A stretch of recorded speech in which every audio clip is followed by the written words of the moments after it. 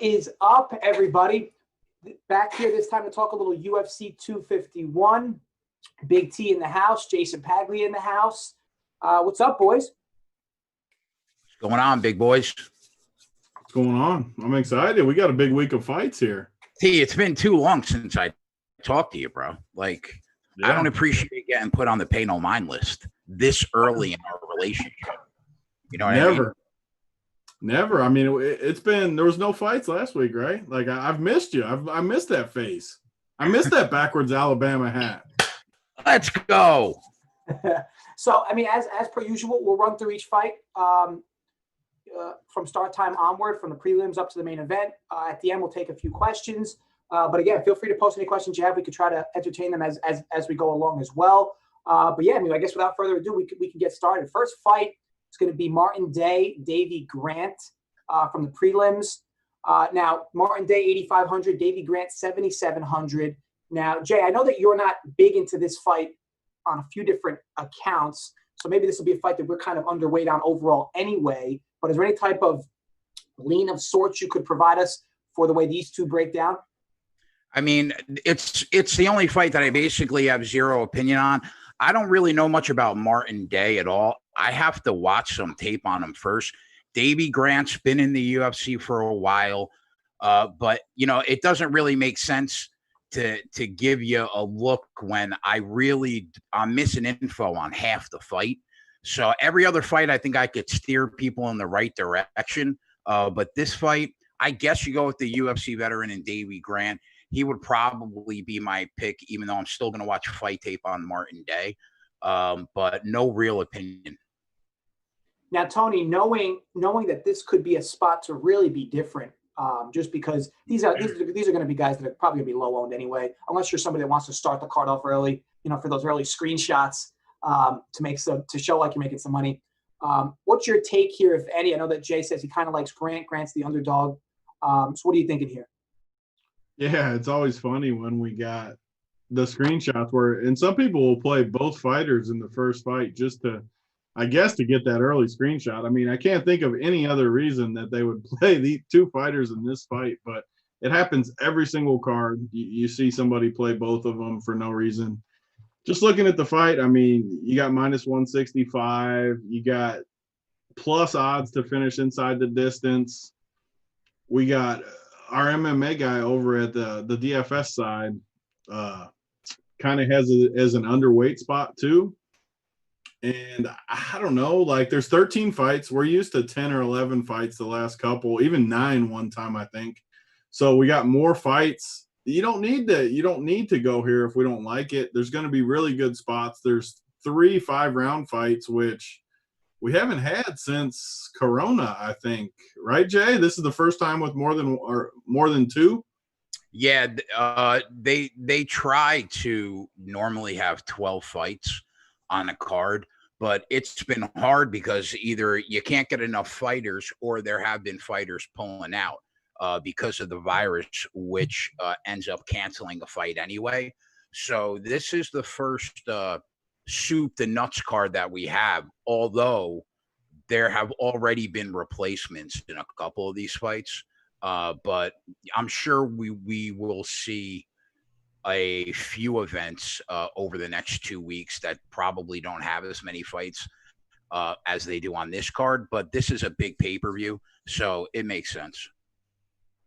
Yeah, and with this many fights, it's just like, I don't know, if I wanted to take a stab on a dog, I don't want the dog to be 7,700 and plus 670 to finish inside the distance. So for me, I think this is just a fade spot too. I mean, it just nothing looks great. Jay's not talking me into it.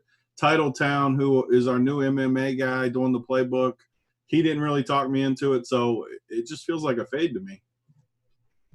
Yeah, so it looks like we're all kind of on a similar page there. Now, it's probably a good way to segue into the second fight because I think we're going to be on the similar page here as well. And I hate to start early with a bunch of fights we're going to try to avoid. But so Carol Rosa, Vanessa Mello, Rosa 9,200, Mello 7,000. Rosa minus 245 and fight to finish inside the distance plus 215. So just a fight, obviously you got 2 women, and I know that for the most part in UFC, you want to more or less try to really pick your spots of where you're going to target women fighters in DFS. But Jay, what take do you have on this one? Yeah, ordinarily in these lower level women fights, I'm really not interested in them. But this fight's pretty intriguing, actually. I like Vanessa Mello more in this fight from a technical standpoint. I think that she's a much better counter striker than Carol Hosa, and Mello throws with intentions. She has better snap to the jab, and she has a better snap to overall combinations. But the reason why I think that this fight could be a little closer to a coin flip. Carol Hosa sets an absolutely amazing pace, bro. She threw 120 punches in one round in one of her fights. She finished the fight with over 340 strikes thrown, which is honestly fucking absurd. So, I mean, I don't know if Vanessa Mello can keep up with that pace. The problem is Vanessa Mello is a rock solid counter striker that's going to be able to take advantage of Carol Hosa throwing so many combinations, because if she throws one punch, she throws four. That's how you get to a strike count of 340. But the problem is there probably won't be a finish in this fight because most women MMA fights go to the cards. So when you take into consideration that one fighter is going to throw 300 plus strikes probably and set an incredible pace, you really need to take that into consideration how it will be perceived by the judges. If you're asking me who I think probably wins the fight, I think Mello's got a real shot at plus 185, okay? If you take the odds out of it and you ask me from a DFS perspective, I would assume you guys would want somebody that throws the volume of strikes that Carol Hosa is capable of throwing. So, I mean, I would assume I would lean like Carol Hosa on the DFS side, and I would probably lean Vanessa Mello on the sports betting side. Tony, what do you think of this fight overall in terms of being underweight on it, or maybe taking a stab? You're going to get low ownership on both these gals. Yeah, so I do like how Jay says he likes Mello as a dog a little bit, just because, yeah, the strikes are going to be good from Rosa. I do like that, but man, I mean, plus 350 to finish inside the distance, plus 215 just for the fight to finish inside. And the price, I mean, again, I'm going to keep talking about it the whole show, but when we have 3 5-round fights, you're basically going to need exposure to those three, which is only going to leave 3 spots left. And I just don't want to waste one of those spots on a 9,200 chick that probably won't finish inside the distance. I mean, just according to the odds. But I should clarify, going into Jay talking about it, I was fully planning on just a full fade of this fight, like a chick fight. It's going to go the distance, swing pillows at each other, like always, lay on top of each other, dry hump for a minute. But when I hear that the strike numbers and how much she's going to strike, I mean, that does open up some upside a little bit for me. Jay, I mean, so the finish odds, why? Since they're this high with that many strikes, is there a chance she closes inside the distance? You know why, T? Because unless you are, Valentina Shevchenko, Amanda Nunes, or Chris Cyborg, or maybe Joanna, you normally don't see like knockouts in women's MMA. That's why the rate of women's MMA fights going to the judges' cards has to be upwards of 80%, I would say. And if it doesn't go to the cards ordinarily, it's because a woman grabs a submission. So even though they are throwing this volume of strikes, the odds are still bad, in my opinion, that you'll get a finish by KO. So, for example, the fight you're talking about was versus, what's this other chick's name? Prosopio? Yes. 171 significant strikes, 126 fantasy points in a decision. That's the kind of thing that could win you $1 million on Saturday night. So you see what I'm saying, though, man? Yeah. Like the fact that she threw 350 strikes in a 3-round fight is really absurd. It really is. Yeah. I had to look into the numbers to believe it. I couldn't believe it. And it truly is. Like, no one's gonna, Dunkel said it out of the gate, like no one is going to play Carol Rosa at 9,200 when the finish odds are terrible. Like, that's what everyone does. They're going to look at the finish odds. They're going to look at the 5-round fights because that's what you're supposed to do DFS wise. However, to win $1 million, you need to do something different. In 9,200 for Carol Rosa, she's going to be under 10% owned. If she has the same output and scores 126 points in a decision, she's going to be on the winning team almost for sure. So I am definitely going to have a little bit of Rosa and maybe a little Mello, just because you said that the underdog in this spot. I don't hate it. Like, the odds aren't crazy. She could easily win. You like the dog, so I'm going to go from she could easily win. Yeah, Carol Rosa has lost to some really low-level competition, even though she throws that volume. So I think there is definitely value in Vanessa Mello at plus 185. Now, something I'll mention real quick before going into this next fight is, like, for this card in particular, your strategy is going to need to be different if you're building MME lineups for the millionaire and whether you're building lineups for just tournaments in general. Like your GPP strategy should be entirely different in the GPP tournaments that have normal prize payout structures and the millie. The millie is so top heavy that you legitimately should be as different as you possibly can be in that tournament. Otherwise, I mean, if you're not, don't get me wrong, profit's profit, but you're literally going to be sharing like second place with, 500 people. So just something to keep in mind. You really want the worst things to happen from a DFS perspective in that millie maker, but don't build your GPPs in that same format. So I just wanted to just make sure that gets stayed. We'll bring both perspectives into this, and that's taking cash out of the equation too. But just to give you guys a heads up. Okay, I think that's a great point though, Dunkel. Like, you would never want to play Rosa in like a high stakes, like small field tournament. I don't think it's definitely a millie maker type play.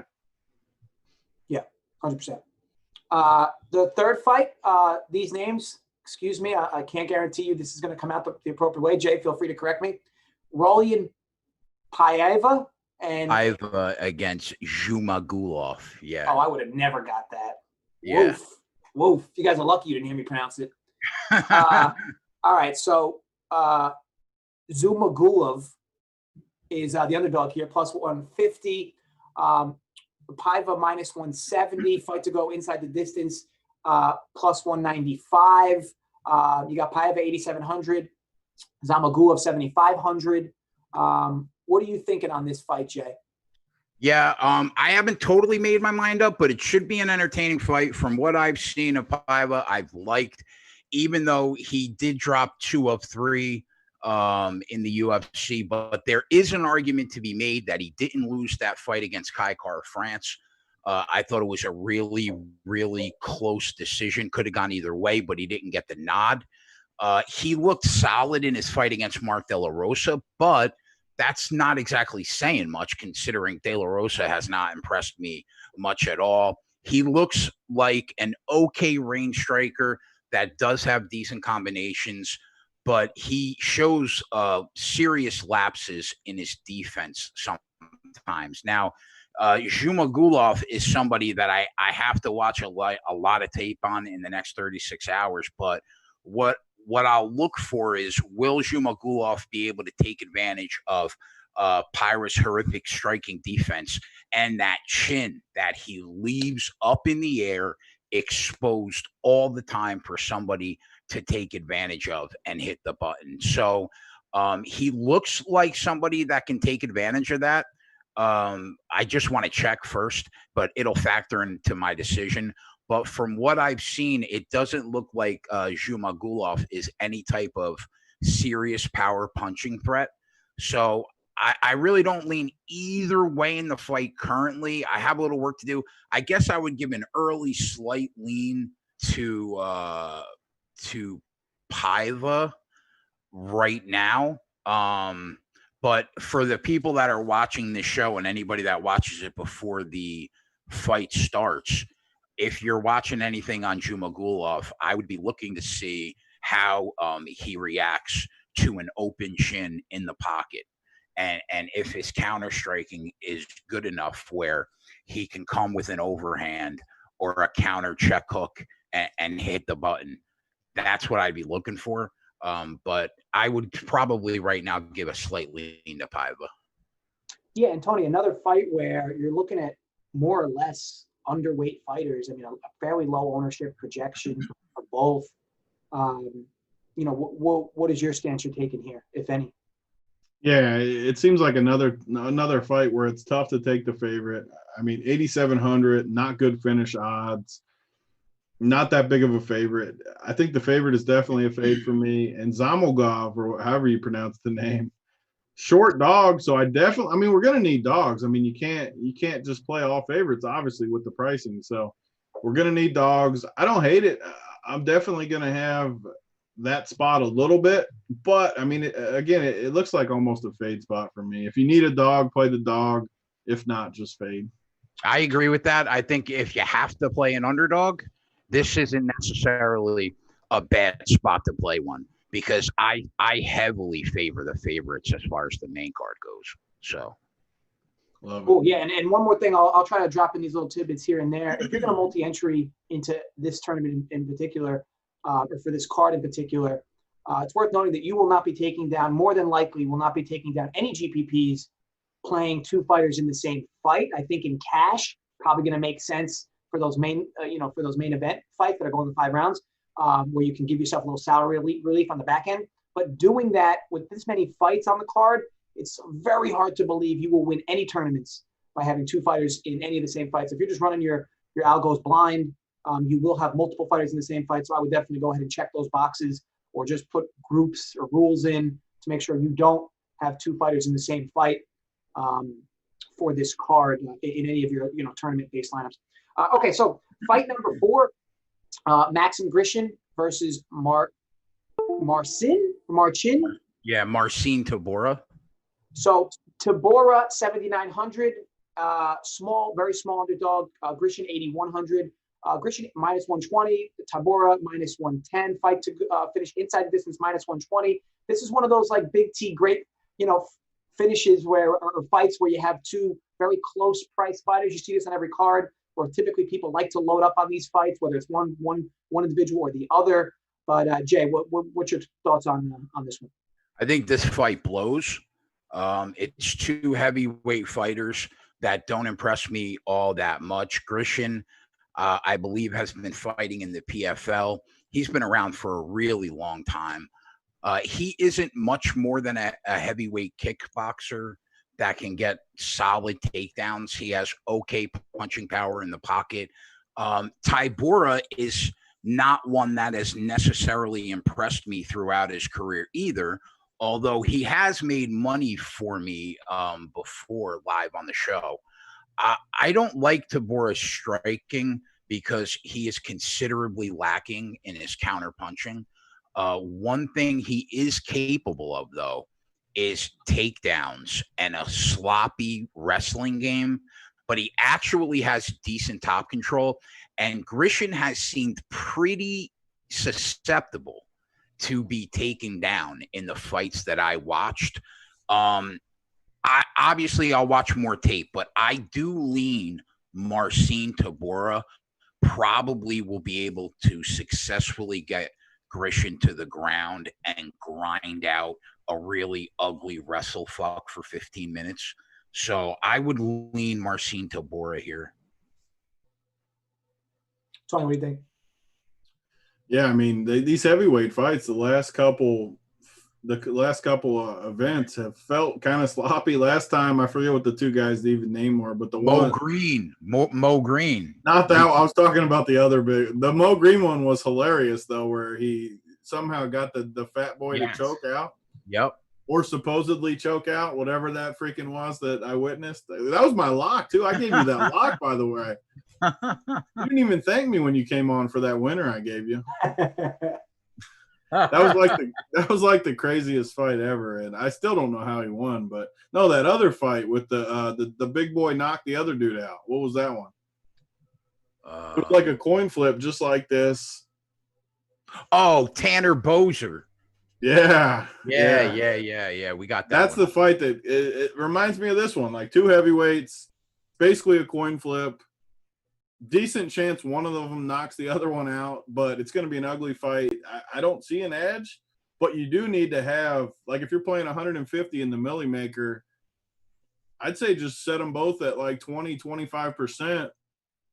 And obviously you don't play them in the same fight. I mean, I shouldn't even have to say that, but don't play them together, but play a little of both of them. I mean, there's a good chance this ends in a knockout.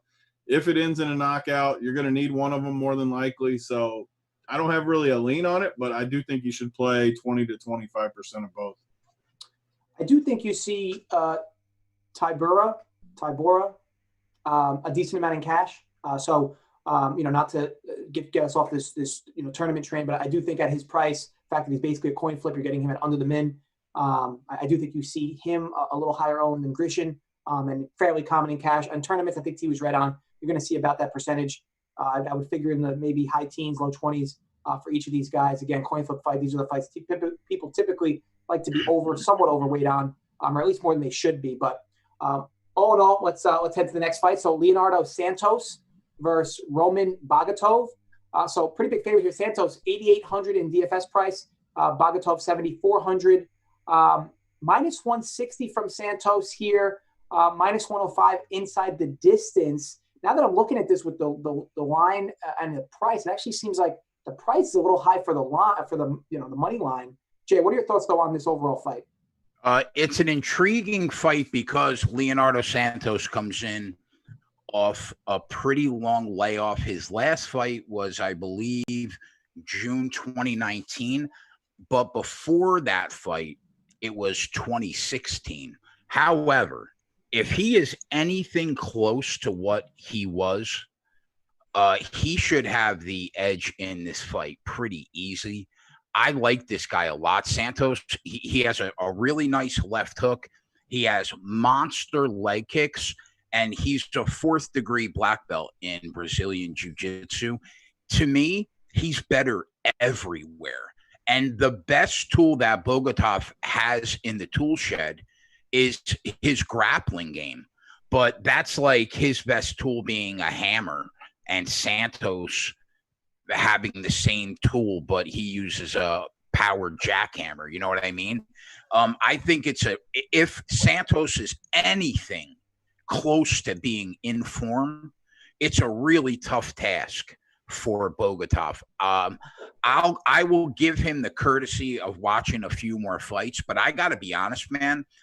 I think if this guy was fighting regularly, that line of minus 160 would be closer to like minus 250. So I think there's probably a little value on Santos from a betting perspective. There's a chance that I might bet him Saturday. I'm not sure, but I would definitely lean Santos. Yeah, and this fight had to see at least some line movement, right? Because this price from him from a DFS perspective versus his money line just doesn't seem to add up, which I think is going to be right. He's very more or less low owned for a favorite. But Tony, knowing that he's probably going to come in under owned based on his price, people who are better plays above him, people are better plays below him. What's your take here for a Millie Maker? I mean, a guy like this is a guy that you could argue, if he does the right thing, you are way ahead of the pack. Oh, yeah. And, I mean, these are the type of fights, you said it perfectly, that a fight like this is going to win you the million. I mean, you're not going to win the million by any of these 5-round fights because all of them are going to be owned. All of it is overexposed. So much like that fight we talked about earlier with Rosa, the same type thing. It just is going to be a low-owned spot. You're talking maybe 20% tops towards Santos. I love when Jay just has a strong take on a fight because I already wrote it down. I wrote down Santos, Jay, Giblets. You put it all in the same line. Like I can't forget that tomorrow when I'm making these teams because I just like it. I want to be overexposed to spots like this. If he's 20% owned, maybe I go 40% and just take my chances. again, it's just for the Millie Maker. If I'm playing the 555 or whatever the big stakes tournament is, I might not play a guy like this. But in the Millie Maker where we need a random person to go off, I like it here. I like the take a lot. Yeah, definitely makes sense. And heading into the next fight, Makwan Amirkhani versus Danny Henry. Amirkhani 8,600, and Henry is 7,600. Amirkhani minus 210 and fight to finish inside the distance minus 165. I do believe you're going to see a lot more traction here in regards to ownership for this fight. It's probably going to be one of the highest owned, at least, fights that we've talked about from onset. But Jay, what do you think about this fight? Yeah, one quick point about that last fight. Preston in the chat, who I do a MMA podcast with, Talking Hands, he's a solid MMA handicapper. And he says Santos is my second best pick on the card, right behind Rose. So you guys are getting me excited here. The desk is gonna start coming upward a little bit. Get that workbench going tonight, bro. Oh, it's coming. I'm gonna be talking about Santos. She's gonna be worried. Listen, heading into a little more tape that I want to watch, I think Amirkhani, I trust Amirkhani more than I trust Danny Henry right now. Amirkhani is far from a lock, far from a great fighter even, but he has very good chain takedowns and he has a very solid wrestling game. And Danny Henry has shown himself to have some major issues with fighters that particularly fight in that style. I have a big problem backing Danny Henry in general, for the simple fact that he struggled against Daniel Tamor, which is the horrific Tamor brother of the two. And that's a big problem for me because that kid is a shitbag. So Amirkhani's biggest issue, he tends to stamina dump in almost every single fight. He blows through the gas tank too fast. Sometimes it gets him in trouble. He needs to get that under control more often, but I do believe he has an easier path to victory, in my opinion here, especially considering how much I've seen Henry struggle on the ground. So I will watch a little more tape, but I feel pretty confident in the lean right now on Amirkhani. And one last thing I will say is that Amirkhani is not a great striker. So if you see Henry stuffing takedowns successfully during the fight, it might be a good live betting opportunity at that point to Graham Henry, because I would give him a slight edge on the feet. But that's more from a live betting perspective, but I just wanted to throw that in there. Yeah, no, it's definitely it's all good perspectives. I do believe that Amirkhani may be legitimately one of the highest owned guys on the prelim cards in at least cash. Again, just based on his price money line. I mean, people really use that when they're leveraging lineup builds. More of a game theory conversation, I guess. But Tony, what do you think about this fight? Yeah, I mean, you're talking minus 165 to finish inside the distance, minus 210 line, 8,600 price point on DraftKings. I agree with you. Like, has to be popular. Again, like, you have to find some dogs somewhere. I don't think this is the spot for me with Henry. Everything I've read and looked into, like, people think Henry sucks. So I'll pick some spots with the dogs. I don't think this is going to be it. And with the finish odds, I don't want to pick a dog that is plus 415, it looks like right now, to finish inside the distance. I'd rather just take the favorite in this one and try to pick a spot in a different match or two matches for the dog. Just give me Amirkhani, or however you pronounce it, with Jay. I'm on the Jay Giblets side here again. Yeah, I mean, you're looking at third biggest fight to finish inside the distance, a guy that's cheap enough where it makes sense. I mean, you could argue you should have at least even exposure maybe to both these guys, assuming, again, it finishes inside the distance. You're going to want those points for the early victories. Okay, next fight, Muslim Salikov versus Jay. Does this person really have four names? Elizeu Zaleski dos Santos, my friend. Like who the fuck are you that you need four names? Okay, so Salikov is 8,200. Dos Santos is 8,000. Salikov minus 135. Fight to finish inside the distance minus 125. Definitely a fight you're probably getting exposure to. Again, it's one of these big T low evenly priced fights where you get overexposure. Why I like to comment that these are kind of big T fights is because the truth of the matter is you always get these fights where there's just over ownership on these fights. So it's always nice to at least address that. And I hate to sound like a broken record with that, but you can always kind of under leverage yourself on these fights in particular, just because there's always going to be ownership on either fighter when they're priced like this and when the odds are like this. So Jay, what do you think about it? I think it's an interesting welterweight fight. The vibe I have gotten from Muslim Salikov is always a fighter that seems entirely too patient and cautious of getting planted like a tree. He sits, he pops that jab out, and he waits for the 2 or 3 big hitters that he can find every round.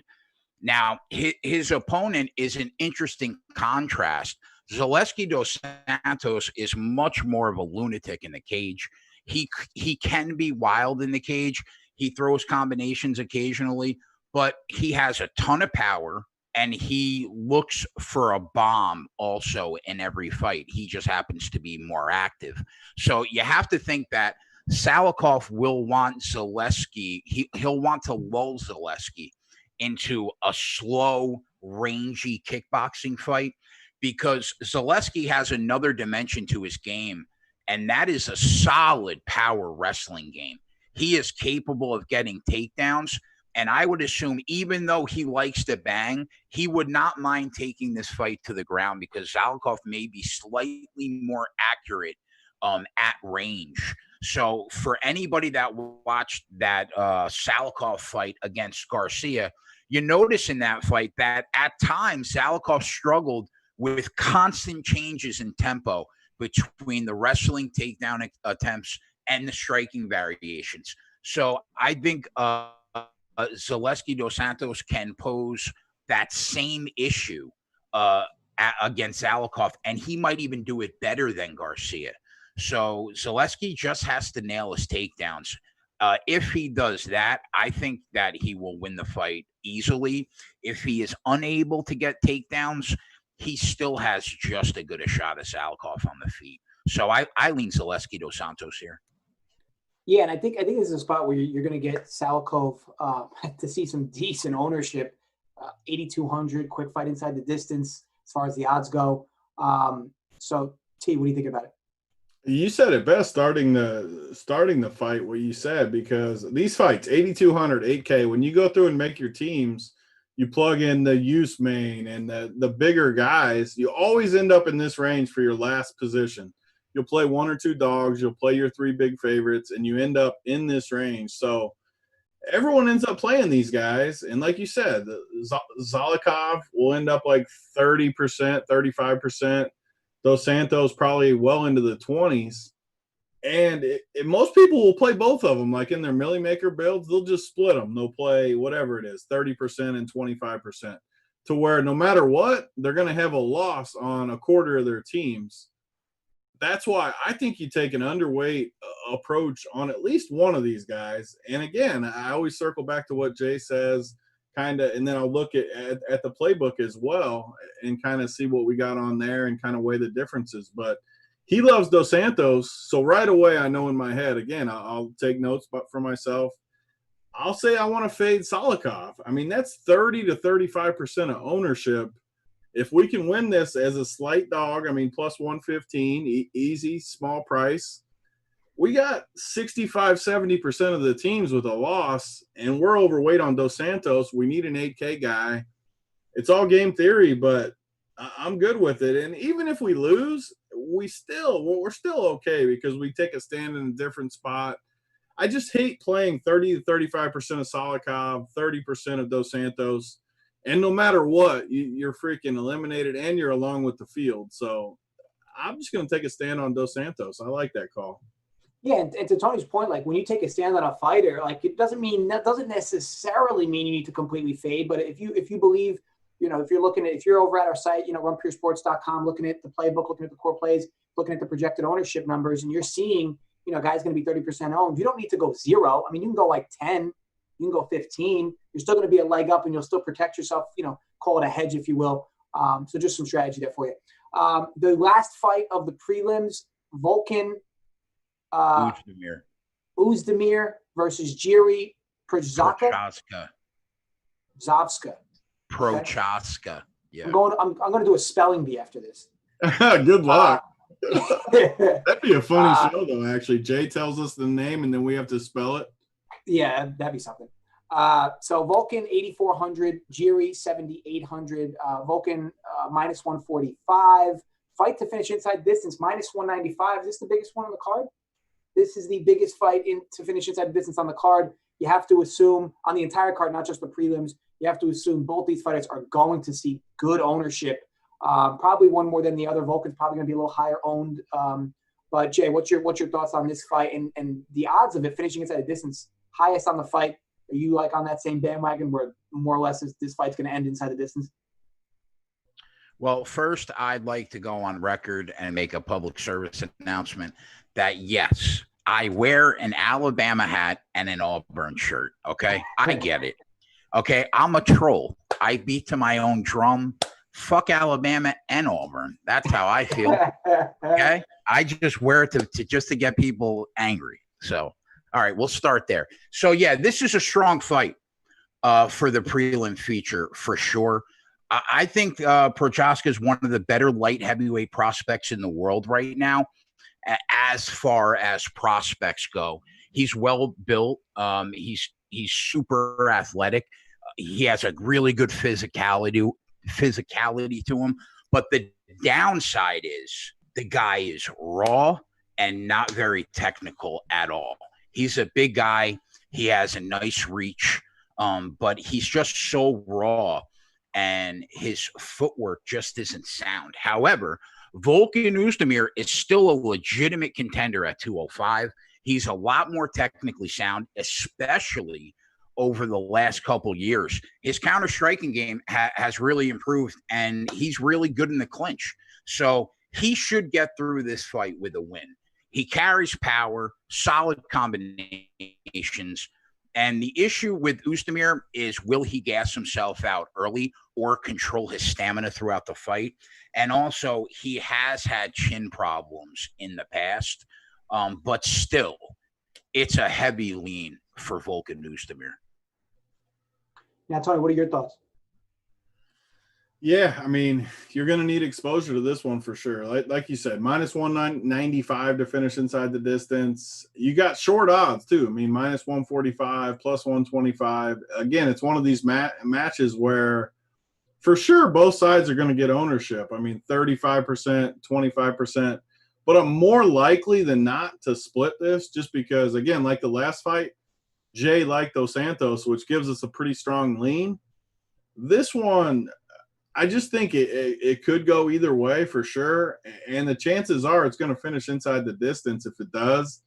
You just don't want to be completely fading a fight where I think it's a coin flip and it could end inside the distance with a huge score. It could definitely end inside for sure. Yeah, and like you just don't want to be. I mean, I'm always all for taking stands, and it's just the worst feeling in the world, though, when you fade a spot like this and the guy you faded just knocks the person out right away and your whole night's over because they score 130. I'm not one to hedge, but fights like this, I mean, it's going to finish inside the distance. There's no reason not to just play alongside the field. If you have a strong take on one way or the other, go a little heavier, but make sure you get exposure to both. And I think I like the dog a little more just because that 600 does make a difference. And I think the dog will be lower owned too. So sign me up for the dog in this one. Now, what's your take, Tony, on, grabbing, your balls that God gave you and running 60, 40, 60% of the fave, 40% of the dog in your lineups. And at that point, you're just hoping the fight finishes inside the distance. Again, man. So this is where, I mean, and granted, I'm always honest, like you guys always talk about, where full disclosure, we talk about winners and losers. I freaking have struggled at some of these MMA events because I feel like I do this too much. Like, say I play 60-40, just say 50-50 for in theory. Half your teams are gone right away, which I just feel like we need to take more of a stand. Like, maybe if you like one side, go like 60%, the other side maybe 30%, and leave 10% just in case it goes the distance or so. I just, whenever I go 50-50, 60-40, I just hate burning half of those teams that quick. And if it somehow goes the distance, you're really screwed because you got all of your teams probably aren't going to be in the optimal. Yeah, it's a good point. I mean, ultimately with UFC, with such limited fighters and such limited entries, if you're multi-entering, like as far as combinations, you almost feel like as long as you lock in like one guy and you exclude like four to six guys, you feel like you have all the combinations. Problem is, you get one or two of those guys wrong, and it doesn't matter what combinations you have because they all have those, those one or two guys. You said it though. I think that's the best strategy, honestly. And I haven't had a ton of success the last couple of events, but I still think it's the right formula. Like, lock in, say, three guys, your favorite three guys, lock them in all 150 or close. If you don't do 100%, maybe you do 70, 80% where you're way above the field. If those three hit, and you fade, I mean, totally fade, like less than 10% of four or five guys, sure, you have to hit your three and you have to miss your fades. But if you do, you're off in pacing and you got a chance to ship. And I think that's the way to do it. There's just too many combos. I mean, there's 13 freaking fights. You can't get exposure to every spot. And with 3 5-round fights, there's just too many combos. You have to take stands no matter what. Like, how many people are you planning on fading, Dunkel? So, and it's just to your point too. Like, I kind of need to refigure out the strategies I've been using for UFC because it's been a bit of a rough road for me these last few weeks from a DFS perspective. And I think it's because I'm just somebody who likes to over leverage. So, I'll take my shots, and if it works, great. If it doesn't, it's fine. Now, over the last four weeks, call it a small sample size, it hasn't worked. So, do I reinvent the wheel? Can I change my whole strategy, or do I keep doing what I'm doing? I mean, it'll be another card where I'll probably do the same thing I always do. I'll exclude 6 to 8 fighters and, just, grab the rosary beads when those fights are on and just kind of hope for the best. But, other than that, like, I'm not going to change up that's how I like to do it because I feel like I can lock in all the combinations once I exclude those guys. But again, I feel like I exclude a fight if it's the first fight in the card. It's the fight's over in 15 seconds and all my lineups are drawn dead. So, I guess in truth, do whatever is best for your own risk tolerance. But if you're asking my strategy is always exclude, 6 to 8 entire fighters from the card. No 2 fighters in the same fight. And then, over leverage 2 or 3 fighters and then, let Jesus take the wheel. That's really it. All right. So on to the main card. First fight, Paige Vincent and Amanda Ribas. Ribas 9,500. Is that the highest? Yeah. Most expensive, right? She's an $8 favorite at the book. Yeah, so she's 9,500. Paige is 6,700. She's minus 750, as Jay kind of hinted at. Other side is plus 525. Fight to finish inside the distance, minus 115. I mean, look, at least just looking at pricing, the numbers. I mean, Ribas gotta be popular. No, I mean, I know that as we get to these main event people, they're going to be popular too. But man, it's just kind of spells out as far as cash goes, gotta be popular, right? But either way, Jay, what do you think of the fight? I think that Paige Van Zandt has danced better on Dancing with the Stars than she ever fought in the UFC, and that is an honest take. She has one impressive win in her entire UFC career, and she's about to get her ass kicked, man, at 6 a.m. Saturday morning in Abu Dhabi, because Amanda Ribas is no joke. She's the real deal. And I mean the real deal on a level that if she continues to progress over the next 2.5 years, she has the initial spark to be a potential world champion. So she's an $8 favorite in the fight, like I said, because she could win this fight literally any way she chooses to. She has a black belt in judo, a black belt in Brazilian jiu-jitsu, And her striking game is legit. She throws with bad intentions, great footwork, and a limitless gas tank. So this should be easy work for somebody with the skill set of Amanda Ribas. Now, Paige Van Zandt is fighting on the last fight in her contract. I don't really think it matters. And I know that when Tony asked me the question earlier about women's MMA finishing inside the distance, obviously I left out Amanda Ribas from that list because she deserves to be left out. But in this specific fight, she has a legitimate chance to finish this fight inside the distance. I think she can get a submission, and I think that she could catch Paige Van Zandt. Your only concern is Ribas is going up in weight, but she has such an advantage in her skill set. I don't think it matters. She is one half of the free pick parlay that we gave out on the Run Pure Bets YouTube channel.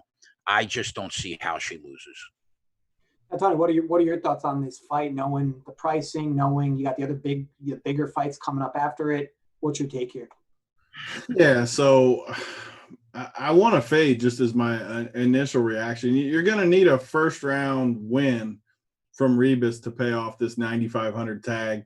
With 3 5-round fights and a couple fights earlier where we talked about a 9,200, a 8,600, different people that we like their upside at lower ownership. I mean, Ribas, if she wins in the first round, she could be on the winner, but she still might not be on the winner. Like, it's just hard for me to pay 9,500 for a chick fighter that I don't feel like the upside's there. I mean, if she gets into the second round, she's basically not going to pay off unless something crazy happens. So I don't think you can fade completely if you're playing 150 teams just because you don't need to. I mean, just play. Like, if you told me she's going to be 30% owned, I'd play 20%, say go a little bit underweight just in case. Or what I would do is just kind of leave it and set like the maximum to 30% or something to where no matter what, I don't get over 30% Ribas. And if she fits, like say I got 5 people in there and she's the last piece that fits, I think it's a good last piece to fit in there. Obviously, massive favorite, not going to lose. More than likely, like Jay said, I mean, great chance to finish inside the distance. But I'm not going to force her in, if that makes sense. If she fits my team, okay. If she doesn't, I'm okay with it. Obviously, I'm fading Van Zandt. No reason to play her. I mean, maybe 5% play her and just burn those 5%. So underweight Ribas, but don't completely fade. You're on mute there, big boy. Whoops. Yeah, I mean, what a shit show it'll be if Paige wins this fight, right? I mean, you want to talk about lineups blowing up. Oh, that would be stunning. I would actually like that because I'm going to be underweight and I'll probably be – I could still end up fading. Like, I really don't feel good about Ribas. I mean, I think she wins, but as far as DFS, like 9,500 is a lot when we got 3 5-round fights. Ribas, just a flat-out smoke show. I mean, nothing to do with DFS. Just Is she really? Just wanted to make sure threw that in there. Jay, what are your thoughts there? Let me check it out. I mean, what is it? I think both of them. I mean, Paige Van Zandt on Sports Illustrated Swimsuit Edition, bro. Forget it. And Amanda Ribas is cute too. Yeah, I'd give them both a shot. Shot at the belt? Yeah, shot at the belt. Little 3-piece action from Paglia? 100%, bro. Come on. All right, so next fight, Rose Namajunas versus Jessica Andrade. Another fairly big favorite here. Namajunas 9K, Andrade 7,200, Namajunas minus 220. Fight to finish inside the distance plus 105. So another chick fight that's actually got decent odds to finish inside the distance. So again, I think you're going to see that somewhat two-way ownership here. Jay, what do you think on this one? I think I've been waiting for this fight for over a year because I was cruising along in the first fight. I was on my girl, Rose Namajunas, and that little midget pitbull picked her up, dropped her on her head, and literally knocked her out in the most freak thing that I've seen in a long time, man. And I got to be honest. I mean, when I say cruising, man, she looked like Muhammad Ali for 2 rounds, absolutely destroying Jess Andrade from range, inside the pocket. I expect her to do the exact same thing, have the edge on the feet. I think that Rose Namajunas will be hyper aware not to let Jessica Andrade get hands on her. And if she does that, she wins the fight easily. And to be honest, even if Jessica Andrade does get her hands on her, the odds of her picking her up and dropping her on her head in the same way and knocking her out are infinitesimal. So I've already bet Rose Namajunas straight and in a couple 2-fighter parlays. If I lose again, so be it. But after what I saw in that first fight, I feel really good about going down with the ship if I have to go down, because she's on another level as far as her striking game is concerned. So Rose Namajunas for me, big. Now, Tony, especially with Jay saying what he is and being pretty pro Namajunas, Andre's going to be popular. Like, it's just she's going to be popular. I mean, when I say popular, especially for a 7,200 dog, potential fight to finish inside the distance, potential to earn points, potential to get you some of those extra bigger favorites locked in. What are your thoughts here? Because you can do a bunch of different leverage plays here because you're going to get good ownership from both fighters going at it here. Yeah, so I mean, Andrade has to almost be the most popular underdog outside of the 5-round fights. So the rest of whatever that is, 10 fights, she's got to be the most popular just because she won the previous matchup. And you look at her points. So we talked about scoring from these lady fights. They usually don't score, but you look at her fights outside of the last one versus Zhang, like 104 in this previous matchup, 119, 155, 136. 106, 119, like monster scores. She's a slot reel. It's insane how many points she's scoring. And the key part is she's 7,200, which you need dogs on this card. So I wouldn't be surprised if she ends up 40 or 50% owned, honestly. Like, she sticks off the page as a dog. But again, so let's circle back. Jay just talked about it. The last matchup, Andrade won in the second round, it looks like, by KO. And everyone's going to be on the dog. No one's going to play Rose. It says 25%, but that's not. It's going to be lower than that. I could promise you that. Just because everyone needs a dog, and there's so many favorites. No one's going to play Rose. Jay likes Rose. I'll take a shot on the favorite here. How do you guys look at odds? Because, like, Jay, it says something that Rose Namajunas is a $2 favorite in the second fight when she got knocked out in the first, right? I mean, like, the books know, they're not dumb. They know that she was absolutely destroying Andrade until she got dropped on her head. So, like, how do you guys figure that into how you form these lineups? So you're saying that Andrade will still be heavily owned, even though she probably gets destroyed? It's really, Jay, it really comes down, and Tony can further this as well, but it really comes down to game theory. I mean, don't get me wrong, we'll get to Max Holloway, who will probably be the most popular dog on the entire card. But Andrade is only $100 more than Holloway. You're looking at a fight that's got a good shot to go inside the distance. You're looking at a dog that's not even a full 2-1. So you just have a lot of fighters that are more expensive than her. And the odds just aren't correlated enough, or the opposite, if you might say. So I just, when you're looking at your builds and what fits, like, if you're building a lineup and you have 7,200 left, like, you're not even going to think twice about it. If you've already used Holloway, you're not even going to think twice about it. You're just going to lock Andrade in and not really worry at all. Like, because if this goes the distance, you're fine. Like, you're fine at that price. You are fine if it goes the distance, as long as she doesn't get knocked out, submit, whatever. Don't get me wrong, you're not going to win if it goes the distance and she loses. But, if you're just trying to, keep your head above water in cash, or just trying to find your way into the top 20% in most GPPs aside from the Millie Maker, it's just she makes a lot of sense at that price. Now, will it come to fruition? Who knows? One sample, anything could happen. I just don't think a lot of people are going to dig too much into that last fight and be like, oh, well, why is she 2-1? Why is she 2-1 dog now? Something's fishy. Because you're right. I mean, the other one, she dominated her the entire fight. The number's probably correct. I mean, Tony, what's your thoughts there? Right.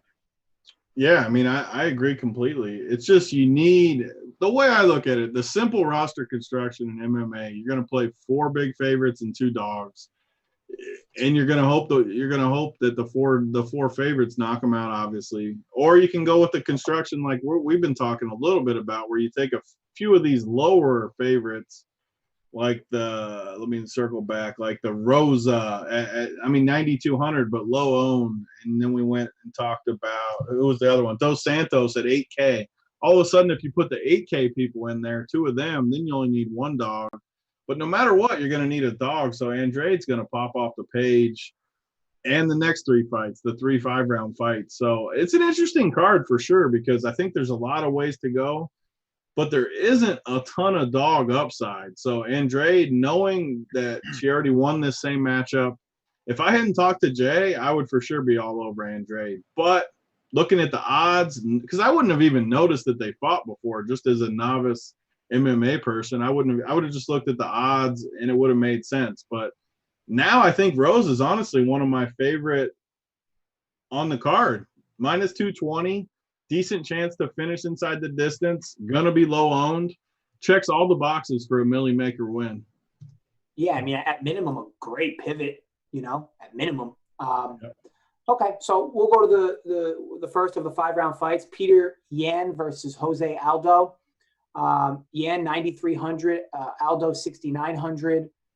Yan minus 210, fights finish inside distance minus 180. I mean, Tony, Yan feels like lock and load. But Jay, what do you think of the fight? The more I think about this fight, the more doubt creeps into my head that Aldo might actually be live here. But this fight doesn't even make sense to me that it's happening. This fight should be Petr Yan against Aljamain Sterling. Unfortunately, we get this fight instead.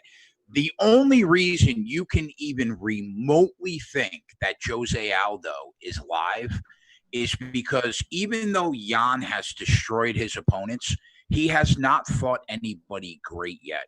And that lets doubt creep into people's minds slightly. So what we have seen of Yan has been absolutely amazing.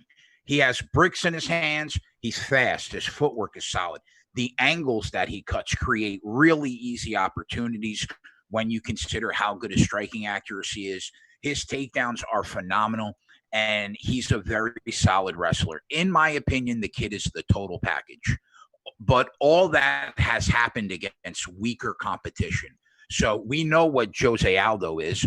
He was one of the 3 best pound-for-pound fighters in the world for a solid 5 to 7 years. He will go down in history as one of the greatest champions in the history of the sport. But he is now past his prime. He's still probably top 10 level, maybe just on the outer tier of elite.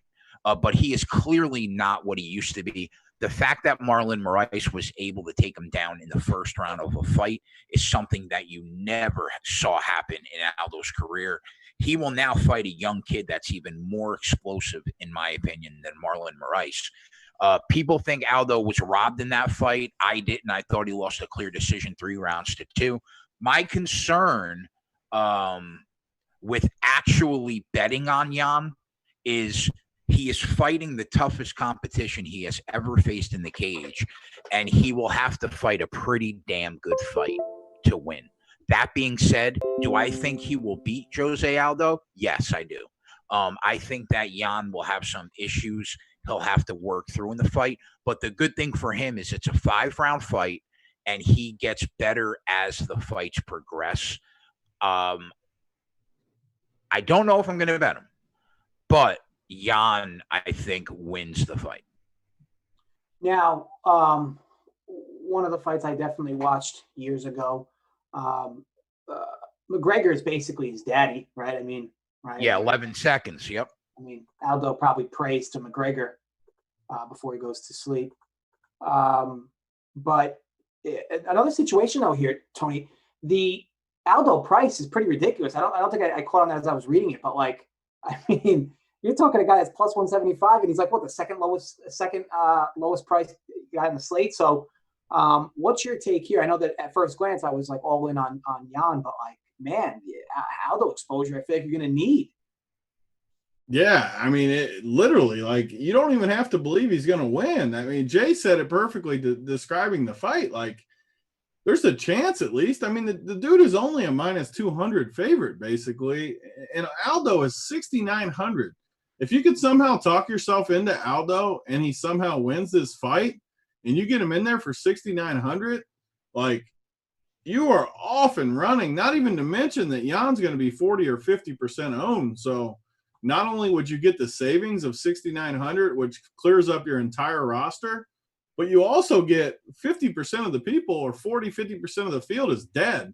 So if somehow you can talk yourself into Aldo, I think you're off and running. For me, it looks tough for Aldo to win this thing, but man, the pricing, we always say it in DFS with all the sports, it comes down to pricing. I mean, it honestly does. It's different than sports betting, and that's one of the reasons I'm so excited with what we got going at Run Pure. DFS and sports betting mix a little bit because it's just two different worlds. Like, I would never bet Aldo as even if he was plus 200 in this fight, which he's like plus 175. If he was plus 200, I still wouldn't bet him. Like, I would never bet Aldo in this spot. But at 6,900, he's the cheapest fighter on the entire card, right? He's even cheaper than Van Zandt. Or no, Van Zandt's a little cheaper. But second cheapest. But I mean, look at Van Zandt plus 525. Van Zandt plus 525. And it's a plus 300 pennies difference. It's literally absurd. Like, the price is just wrong. If you fade Aldo, you're just doing it wrong. I mean, you have to play 20 to 30% Aldo strictly because of I'll even take it a step further. Even if Aldo loses but goes 5 rounds, still probably being the winner, honestly, at 6,900, unless there's a bunch of upsets. I think Aldo is a great play. You can play Aldo with literally 5 favorites.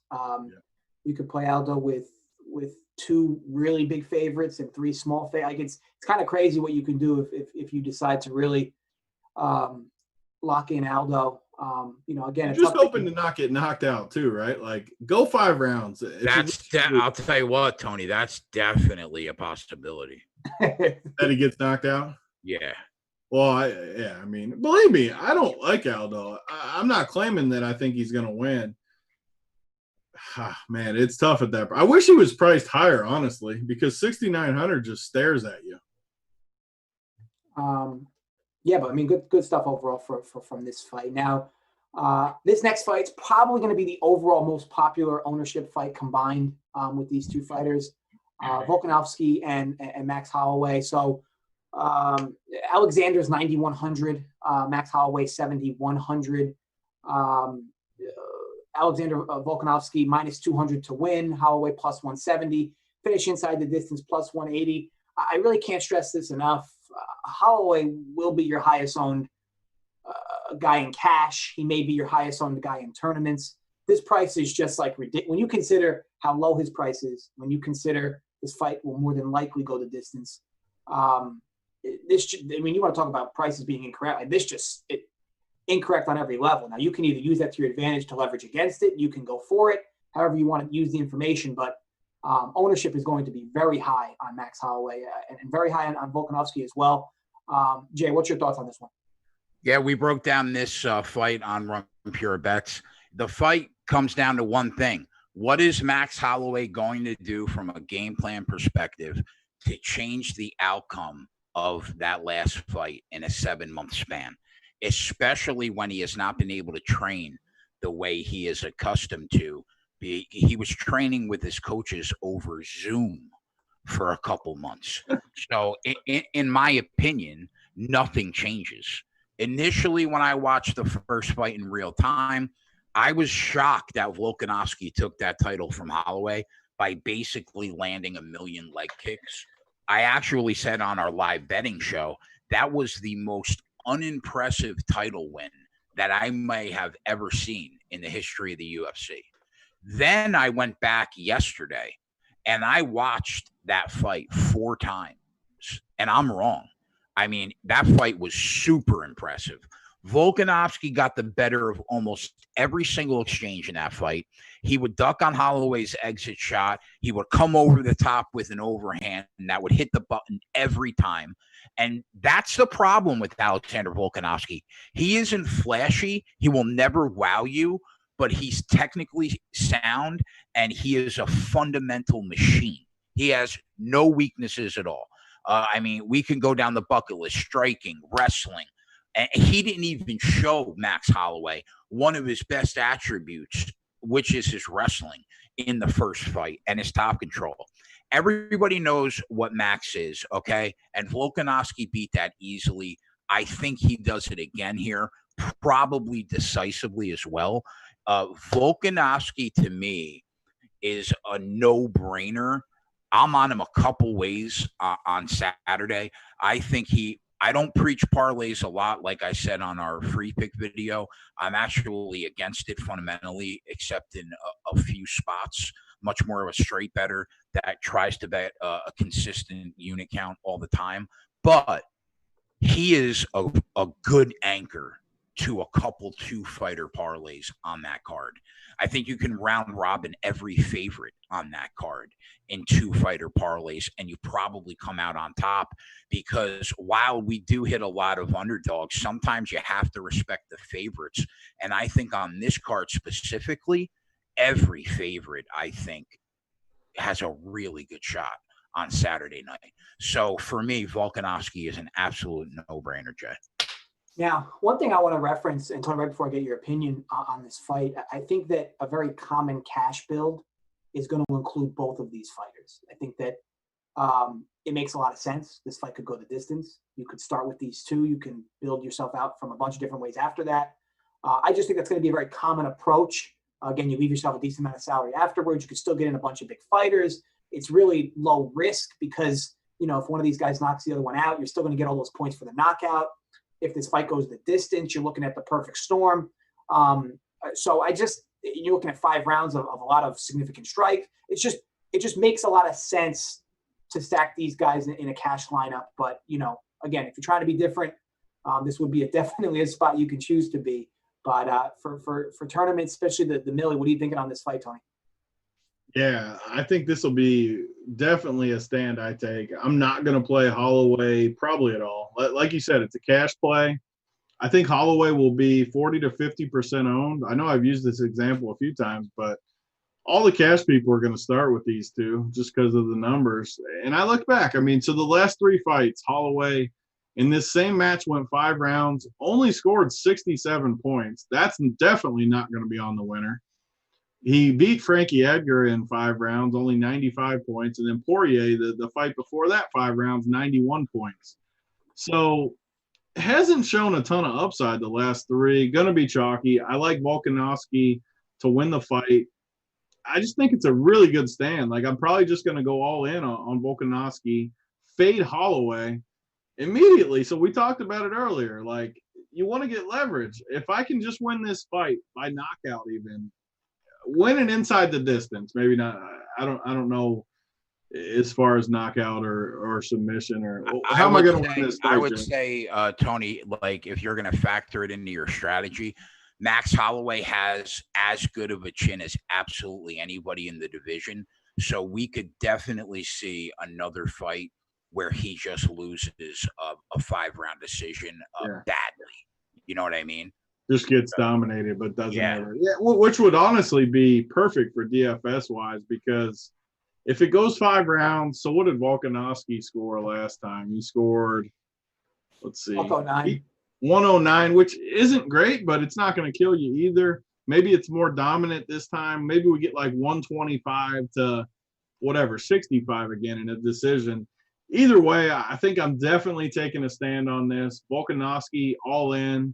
Holloway fade. I mean, well, I'm not playing cash. I'm trying to win these tournaments. You're hitting the lock button on Volkanovski. That's what you're saying? Yeah, I'm going in with you, Jay. I will tell you one thing. Volkanovski has said in interviews this week that he was disgusted with the public and media reaction to his first win, and he's coming to make a fucking statement. See, now That's you're just getting me excited. Yeah, that's basically a quote. Yeah. Well, we're going all in then on that. Yeah. Hit that lock button, big boy. I'll be riding it with you on Let's Saturday night on the live show. Yep. Yeah, I mean, I definitely, I'm all for being different. You're definitely going to be different if you fade Holloway. So, I mean, that's just whether it's cash, GPP, people are going to play Holloway. He'll be higher in cash, but, you know, I love the fact that we're going to take a stand there on Holloway. All right, last fight, main event, co-main event. Kamaru Usman versus Jorge Masvidal. Usman minus 235. Usman is 8,900. Masvidal is 7,300. Fight to finish inside the distance, minus 130. Again, another fight where you're going to get a decent amount of ownership from both fighters. I don't think you're going to get as much as the fight underneath this one, just overall, if you combine both fighters. But I do believe at the price, Usman's probably going to be arguably the highest owned guy on the entire slate in arguably every format. So cash, GPP. Again, it's really just a price thing. I know that Masvidal's a fairly popular fighter, but numbers-wise, it just kind of makes sense. He'll be very high owned, probably over 50%. But Jay, as far as breaking the fight down a bit, what are your thoughts here? Yeah, you know, I think that there are two ways to look at this fight. I was thinking about Tony earlier today. The DFS perspective and the sports betting side, a lot like we talked about during the Calvillo Jessica I fight. Remember when I said go with the person that's going to get the takedowns? You have to take Usman from a DFS perspective, because I would assume he will get successful takedowns in this fight. You know, it just so happens that in this fight, the sports betting angle and the DFS angle, I think, probably coincide. The narrative I see from most MMA fanboys is the world saying that Masvidal has no chance to win this fight on 7 days' notice, okay? Now, whether or not you think Masvidal can win the fight, don't factor it on the narrative of 7 days' notice, because it's not accurate. He was in contract negotiations as recent as 5 weeks ago, and he was training for 2 months prior specifically for Kamaru Usman, okay? So once the deal fell through, because he wouldn't get paid what he wanted, then he stopped training. I don't think that Masvidal wins, and it has nothing to do with short notice. Kamaru Usman will not stand in the center of the cage for 5 rounds and bang with the guy that was the 2019 Fighter of the Year because he got 3 ridiculous knockouts. You know, Usman did that with Colby Covington in his last title defense because he did not respect Colby Covington's stand-up game. What he did respect was the fact that Colby Covington was an All-American wrestler, okay? Everybody in the division knows that Masvidal is probably your best pocket striker at 170 pounds. And they also know that Kamaru Usman is probably the best wrestler in the division. So it's a classic style matchup. And 9 times out of 10, you take the wrestler over the striker in MMA. I'm a very big Jorge Masvidal fan. But if Usman does what he should do in the fight, the only path to victory that I see for Jorge Masvidal is to knock out Usman on entry when Usman's coming in for a takedown. If that doesn't happen, I don't know where he finds another path to victory. When you're fighting a wrestling machine that has a limitless gas tank, theoretically, can Masvidal win a 5-round decision if the fight stays on the feet completely? Yeah, he can probably outpoint Usman. I just don't think that this will be a striking exhibition, because Usman should do what he does best. Take this fight to the ground and grind this kid out for 5 rounds and either get a stoppage by ground and pound or get a dominant decision. That's what I think happens in the fight. And again, I think Usman could be used as another anchor in a 2-fighter parlay. I feel really good about him and Volkanovski. So that's where I'm at, Jay. Yeah, and worth noting, Usman's the highest priced fighter on FanDuel. He's like the 5th or 6th highest price fighter on DraftKings. So, if you're trying to build lineups, just from a numbers perspective, you're going to want to be overweight on him. You're going to want to have more exposure to him on DraftKings and FanDuel. I know that everyone's going to be thinking that same logic, but again, you'll be able to fit more fighters in that fashion. You could choose different fighters to fit in, but just from a price perspective, you're basically throwing money away if your ownership is the same on FanDuel as it is on DraftKings. But overall, Tony, what do you think on this fight? Yeah, fights like this drive me crazy because why is he priced at 8,900 on DraftKings? He should be the guy 9,500 or something to at least make us decide a little bit. 8,900, all the takedowns. You look at his previous scores, it's just ridiculous the scoring this dude's doing. 148, 132, 176, 116. The only time he wasn't over 100 was versus Maya, whoever that is, 5 rounds, still 73 points. The guy is just an absolute scoring machine. I think I'm all in here too. I know it's a lot. And another guy from the Sports Keg in the chat, Matt, says he makes a great point. If Tyron Woodley couldn't get up for 25 minutes, how's Jorge Masvidal getting up when Woodley was an All-American wrestler? I think it's going to be dominant as long as he doesn't get knocked out. This is where it gets interesting from DFS side. So we lock in Usman and Volkanovski, assuming we can win both of those and score big, and somehow Holloway and Masvidal don't win. That's a lot of ownership gone, but we do still need to find some dogs somewhere to be able to play these guys. We're going to have to take some stabs early in the night. People like Dos Santos, people like just looking back through. that heavyweight fight, Tybura, maybe you throw him in there. The Zamagov or whatever his name is. Can I ask you, is it super important that your fighter gets the win? Yeah. Well, if it is. Unless they just get a bunch of takedowns and different things before they lose or something. If it is, I don't see how you can touch an underdog on the main card. And I normally don't say that because we have a track record of taking dogs. But I really feel like this main card in particular, there is just an argument to be made that every single favorite on the main card wins the fight. So I think if you're going to look for dogs. What's the first fight of the main card? The first fight is Paige Van Sant, Amanda Ribas. I got it. So we got to find some dogs before that then. Yeah, 100%. I would think that's the strategy you have to go with. Man, Aldo is staring at me at that 6,900 though. Now Joey Work from the Keg likes Grant and Bogatov. So, if you're interested in going a little overweight on any of those two, he likes it. Or he likes. Waddy and Joey Works are saying they like Aldo. I like that. I'll tell you this though, Jay. Don't let anybody fool you. DFS on DraftKings is all about one thing: advances. Okay. It's the best. It's the single best category in all of DFS. I don't even fucking understand what that stat is. It's not. You know what it is? That has to mean the fighter that's walking forward and controlling the octagon. No, I understand what it is. Why is it on the scoreboard? Why is it even a stat? I don't know. For me, it's it would be a guy took 3 balls instead of 4, so let's give him half a point for a walk. Listen, I don't know how much you could listen to my guy Twatty Latte, because he will not be on Rose Namajunas Saturday. He will actually be against me on our live betting show, and I can't wait for him to lose that fight. Okay, I cannot wait for him to lose that fight. So. No, Twatty's good though. He's good. But yeah, T, we could go over some last final notes, but ultimately, I think we're kind of clear. We're ultimately we plan on being underweight for a few of the first fights.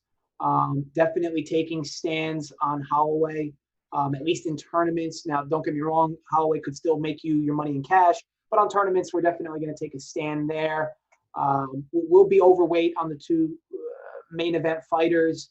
And then again, just mix and match. Always remember to exclude, you see it all the time. I know it's you hate to say it because it's it's obvious, but literally in every tournament, you see at least, especially the Millie Maker, where there's thousands and thousands of lineups, where there's 100, 200 people that stack every fight. Like there's 100 lineups that stack every fight. There's hundreds of lineups that stack every fight. And it's just ridiculous. You're not going to win $1 million doing it. And I think what happens is a lot of people generate a ton of lineups. They forget to exclude that, and that they don't even realize it. And they look at their ownership percentages and they think they're good, and they probably are. They don't realize though that they have a bunch of fighters in the same fight. So just keep that in mind, of course. But yeah, other than that, look, guys, thanks to everybody for watching. Any closing notes, Tony, Jay? No, yeah, sir. I mean, we got check out this playbook over. Like I said, we got Titletown doing the playbook, the core plays. This stuff's good, man. It's up on the website. Check it out. Very detailed. I think between what we talked about tonight, the playbook, the core plays, we got you on the right path to take this Millie on Saturday night. Yeah, check the guys out. What time, Jay? What time is it Saturday? I think we're gonna start at 5 o'clock. Hop on like a little more than an hour before. We'll have the UFC fight cast. We'll be live betting the card all night long. JJ will join us for the main card. And then tomorrow night at 8 o'clock, Joey and I will interview UFC fighter Brandon Royval. So that's what we got going on the channel this weekend. And then obviously Sunday we'll be on for the NASCAR race. I could break Mangone's balls for costing me in that golf tournament. Yeah. So I'll be on with Jay for the main card tomorrow on Saturday for UFC. I'll be on with him on NASCAR as well. By the way, the most ridiculous pit lane accident ever in history. In history of the sport. Yep. But yeah, guys, head over to runpuresports.com. Give our subscription look. Obviously, Tony mentioned about the playbook, the core plays. It's not only just UFC and MMA either. Showdown golf slates, which are going to be all weekend. NASCAR all weekend. So yeah, guys, head over there, check it out, sign up. Look, guys, thanks again for popping in. There'll be a few more videos this weekend, as we already mentioned. And good luck with all your bets. Good luck with all your entries, and stay safe, guys.